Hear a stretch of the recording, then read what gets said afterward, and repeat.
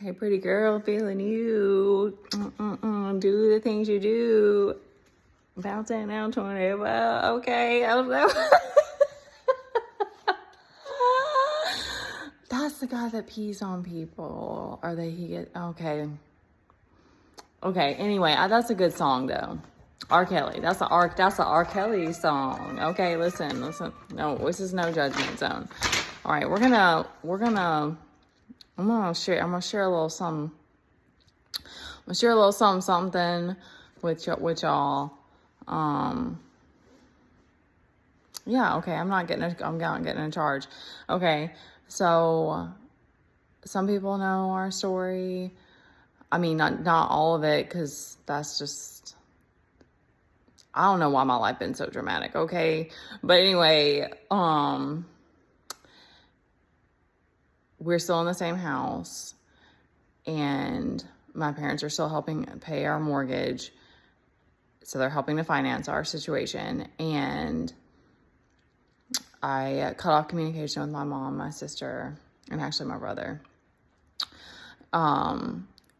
Because they didn't want to listen to and be there for me and Teddy, be supportive, be understanding. Like, I was essentially realized that I was alone in this, and I kind of knew that going into it, but I just didn't.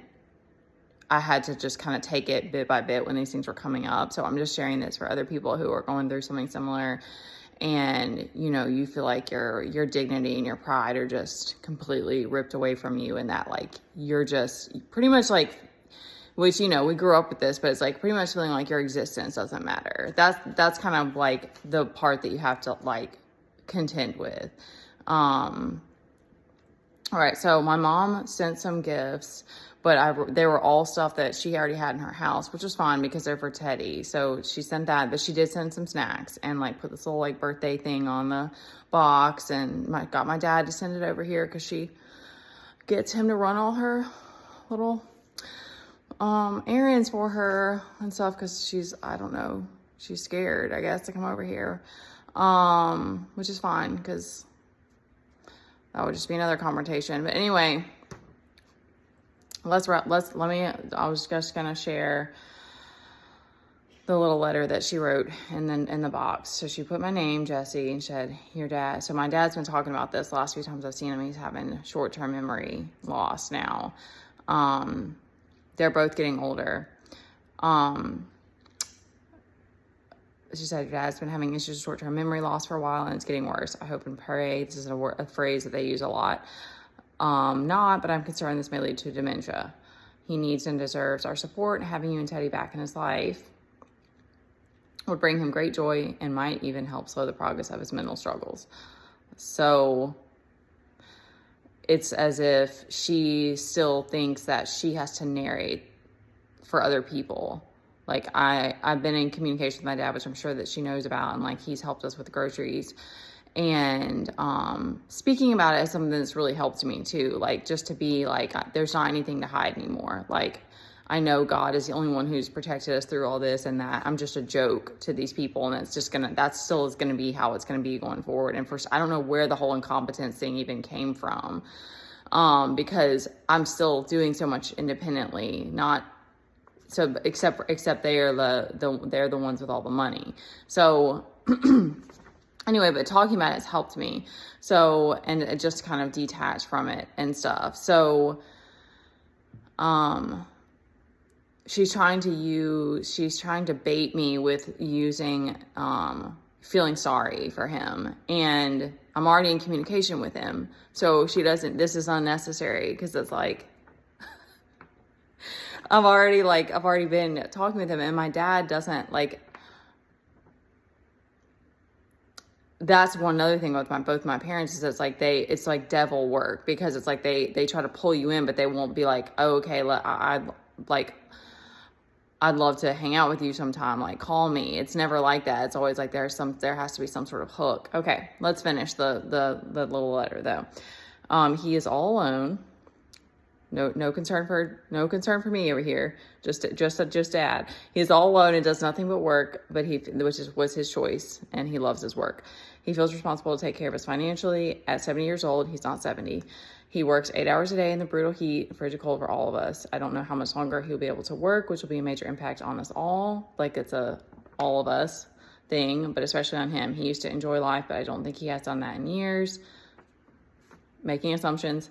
He has made his mistakes, as we all have, but he deserves better than this. I hope you will take this to heart. So it's just, I don't know where, like, I think she's been, anyway. Okay, I'm not bringing personals up, but yeah, I always felt like for a long time my mom's completely gone. But, because I thought about doing like a ritual and like burning it, but I don't really know what to do with it.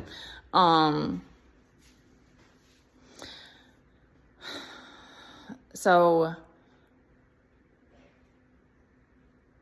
that's how it's been like my whole life. Like my mom would like write up stuff, and like we would have to have family meetings till it was like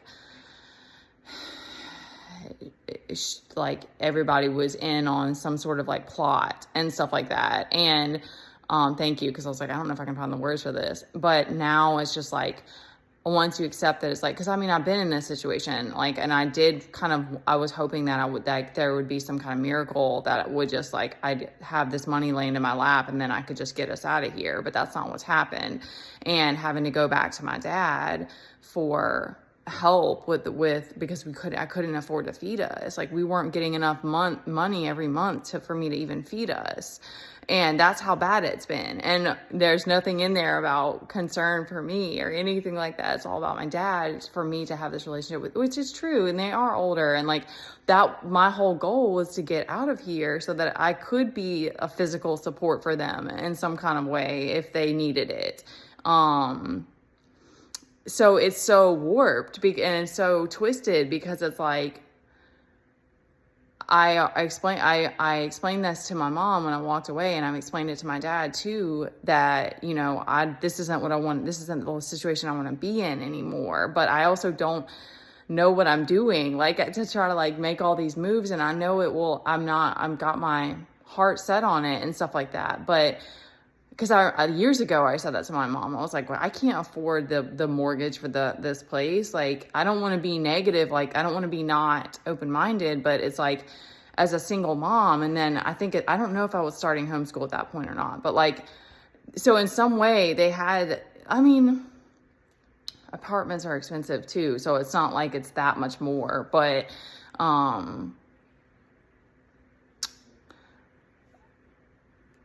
whether or not they had some sort of weird thing where they wanted to keep me around here for some reason, it doesn't matter. The bigger point for me was to realize I was like, I have to let these people go completely set my mind on heart on whatever it is that I want to do and create, and accept that the fate, that the situation that I'm in, my fate, and accept that, these people were only ever going to breadcrumb me, and deal with the pain and the feeling so unseen and feeling so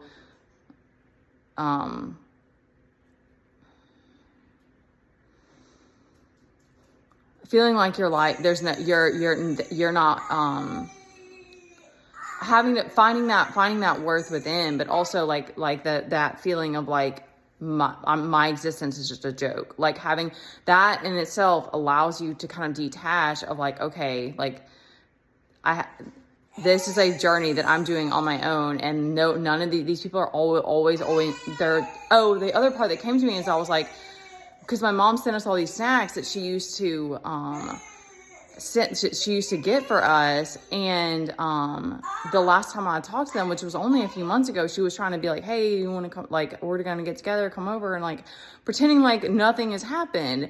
And I know that I'm sure that they're watching me, because I don't know who all the fake accounts are, but I know when I first like said I was starting a channel, I told my mom, and they know about it and stuff. So it's all so weird, because it's like, they just hold that storyline that you're just going to come back and everything's going to be like it was before, when it's already not like it was. But, like when I talk to my dad, I'm going to wrap it up. He says stuff like, you have half my genes. And he always says stuff like, I'll say something, Teddy, that's enough. he'll say something like, he tries to bring it like we're all in the family. And that's the other part that's so, like, again, it's sick to me, because it's like, I'm an adult. I'm an individual. Like, we're not just like this weird family. And it was never close knit. So there's that, ever. Like, more so with my mom, maybe because we were with her so much, but because my dad was so absent and stuff, like, it's so weird to me now. It's so haunting to me now. And, my dad will say things like, I said something, he's like, oh, you got a lot of the Ollinger in you. Like, and it's like, it's trippy, because I'm like, what are you talking about? Like, you don't know me at all. Like, not at all. And, so, okay, anyways, I'm going to wrap it up with this kid. But anyway, I wanted to share that because it's like, being able to just like find your worth within and detach from the stories. And, my mom comes to me in my dreams all the time, and it's always to like pull me in or to act like she's a friend, or it's all this stuff. And it's like, I don't know, it may always be this way, where it's like, you have your story and maybe some people heard you and listened and like understood your side of it, but it's like more, you have their family that all has this old story and this old, like, oh, she's a bitch, and she acted like we're evil, and like all, and that whatever, because it's like, there wasn't really witnesses when you were in a scapegoat situation, or just because you're the one that's breaking the mold and stuff. Like, my mom said that to me one time when I was like home with Teddy, that it was like, she was like, you're breaking up the family. And I was like, what do you mean? What? Anyway, so it's, finding humor in it and finding self-love in it is really beautiful. And I've got to get back to this one. Okay.